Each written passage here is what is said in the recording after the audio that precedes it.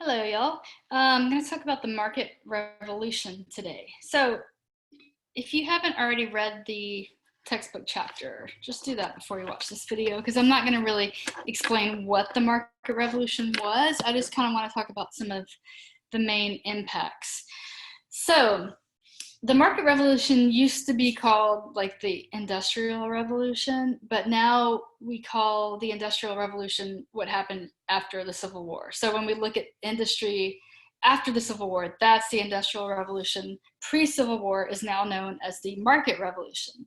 But in some ways, they're pretty similar. So in around the 1820s, 30s, 40s is when the market revolution became a big factor in America, and it made people more modern in a sense.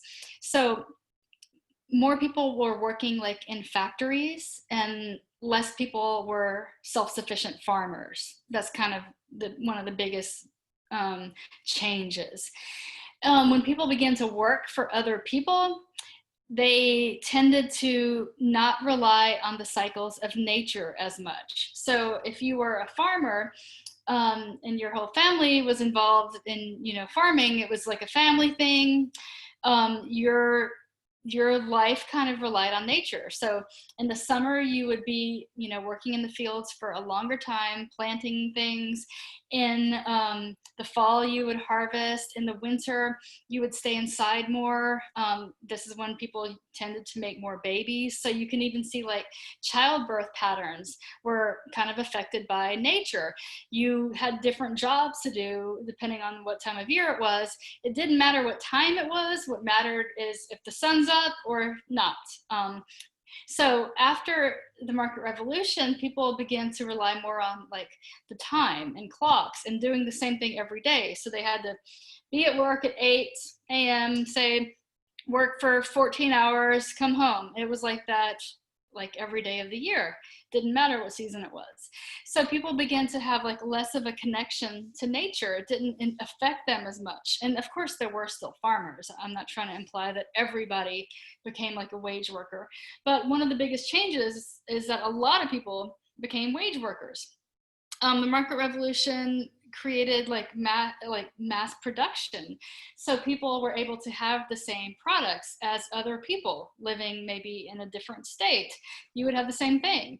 Prior to the market revolution, like goods were mostly locally made, so you would just barter with your neighbors for goods. The market revolution made like a modern national economy where people were buying products, products that were mass produced that could have been made far away, and they were buying them with money instead of bartering. So basically, it just kind of created a more modern society, something that we're more used to. More women began to work outside of the house, and it was not seen as appropriate for women. So it was mostly just lower class women, poor women began to work in factories. The ideal for women was to stay home and be with the kids. That was known as the cult of domesticity. Like the woman's place is in the home, the man's place is in the public. That probably sounds pretty familiar. Some people still feel that way. But the market revolution kind of made this more of a fact of people's lives. So prior to the market revolution, most people worked at home. So work was something that you did with your family at home. After the market revolution, during the market revolution, as more and more men started to go to work, the public became the man's world and the home became the woman's place. So as jobs started to increase, a lot of lower class women began to work outside of the home as well. But it was only lower class women. Middle class women, in order to be like a proper middle class woman, you stayed home and you took care of the kids. The cult of domesticity. So as the market revolution became more prevalent, as more and more regions of the country began to change, there began to be a much bigger difference between the North and the South. The North was much more industrialized. The South was really kind of resisting a lot of the changes of the market revolution. The land in the South was really good. So people there didn't have as much of a desire to stop living off the land and work in a big factory for the most part. So the South didn't industrialize as much. You can really see this with railroads.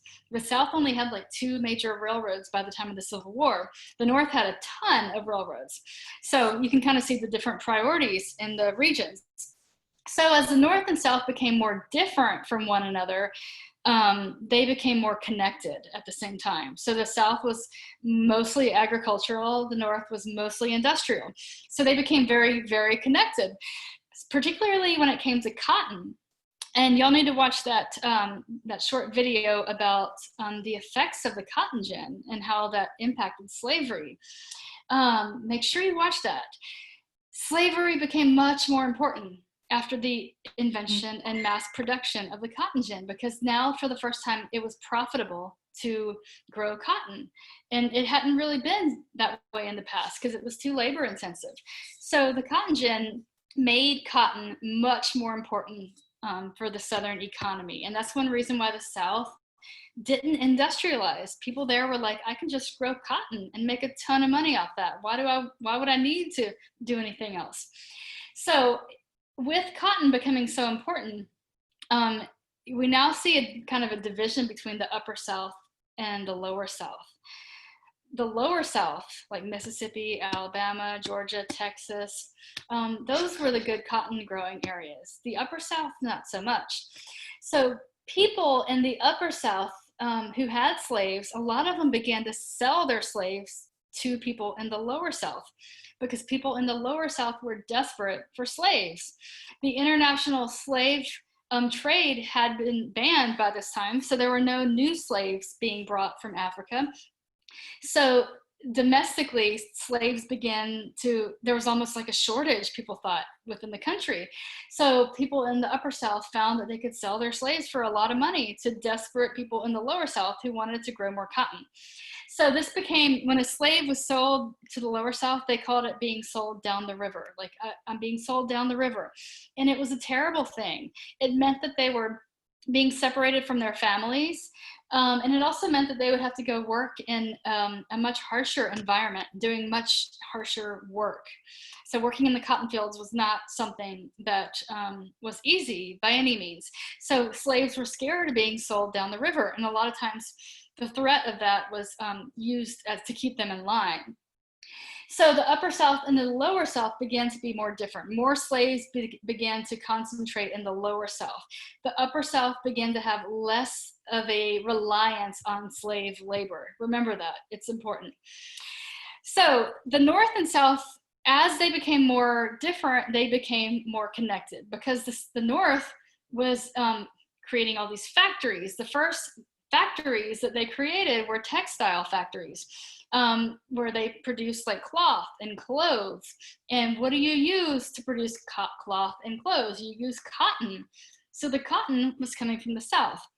So the North and South were becoming very interconnected. The North relied on Southern cotton. And this is another important point. We'll see this kind of come up again as we talk more about the abolitionist movement.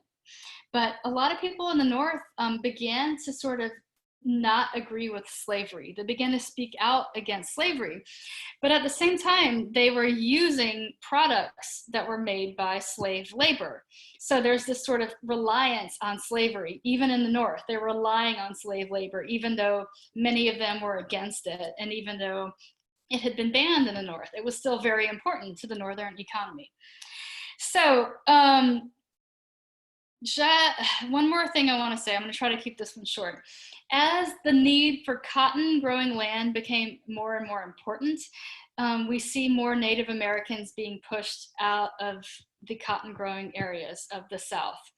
So I think it's next week when we're going to talk about the Trail of Tears, but keep that in mind. That land in Georgia was vital cotton growing land. It was great for cotton. The thing about growing cotton is you can't continue to grow it in the same place over and over again. It depletes the soil. So cotton growers had to kind of keep finding new cotton growing land, keep expanding. So they began to expand west into places like Texas. So they felt like they needed to push the Native Americans off that land. the good cotton land. So the cotton gin and cotton had a huge impact on American politics. With the westward expansion, with the increased emphasis on slavery in the lower South, the decreased emphasis on slavery in the upper South, and also the connection between North and South. The North needed cotton from the South. All right, thanks y'all. See you later.